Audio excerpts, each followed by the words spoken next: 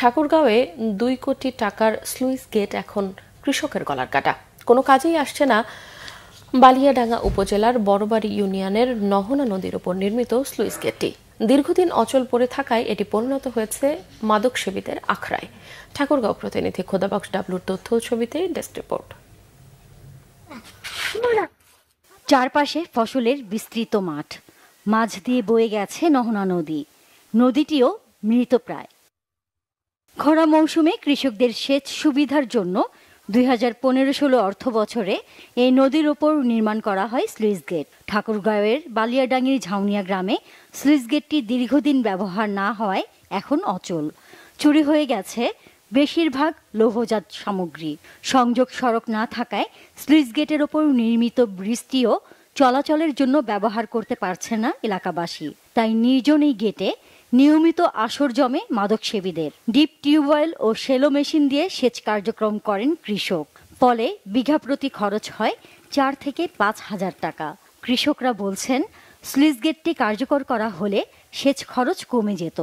কাজে কিছু আসতেছে না, এই যে ভাঙে গেছে, এই জন্য পানি আটকে না, ওইভাবেই পড়ে আছে। নদী আর এক পাশ দিয়ে চলে গেছে, মানুষগুলো জমি কাটে যাচ্ছে, মানুষের শুধু ক্ষতি হচ্ছে।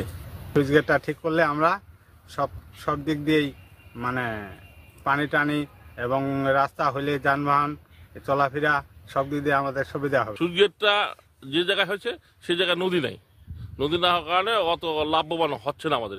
নদীর বাইরে আছে এই স্লুইস গেট, নদীর মাঝখানে নাই। নদী তো এখন চলে গেছে ব্রিজের পুরো পাশে। পূর্ব দিকে ভাঙা আছে, আবার পশ্চিম দিকেও ভাঙা আছে, আর পানি আটকানোর কোনো ব্যবস্থা এখানে নাই। সংশ্লিষ্টরা বলছেন, আকস্মিক বন্যায় নদীর গতিপথ বদলে যাওয়ায় গুরুত্ব হারিয়েছে স্লুইস গেটটি। চুরির বিষয়টা আসলে একটু কঠিন বিষয়, তবে আমরা ইয়ার সাথে কথা বলেছি সমিতির সদস্যদের সাথে, মূল কমিটির সাথে। তারা এই ব্যাপারে কড়া পদক্ষেপ নেবেন। এবার আমরাও অ্যালার্ট করে দিচ্ছি বারবার, তারা অ্যালার্ট হয়েছে বা হবে ইনশাআল্লাহ। আমাদের সরকারি একটা স্থাপনা এখানে, যেটা সরকারি অর্থ ব্যয় হয়েছে, অবশ্যই এটা ডিপার্টমেন্টের দায়িত্ব আছে এটা মনিটরিং করা, সেটা আমরা করছি। কৃষকদের সেচ সুবিধা নিশ্চিত করতে দ্রুত এটি সংস্কারের আশ্বাস দিয়েছেন পানি উন্নয়ন বোর্ডের নির্বাহী প্রকৌশলী। এই নদীগুলো এতদিন আমাদের দৃষ্টিগোচর না হয়, এই নদীগুলোতে উন্নয়ন প্রকল্প নেওয়া সম্ভব হয়নি। যেহেতু নদীগুলো আমাদের এখন দৃষ্টিগোচর হয়েছে, এই নদীগুলো টেকসই ব্যবস্থাপনার লক্ষ্যে আমরা উন্নয়নমূলক প্রকল্প গ্রহণের জন্য আমরা পরিকল্পনা গ্রহণ করছি। স্লুইস গেটটি ব্যবহার উপযোগী করতে কর্তৃপক্ষের উদাসীনতায় ক্ষুব্ধ কৃষকরা।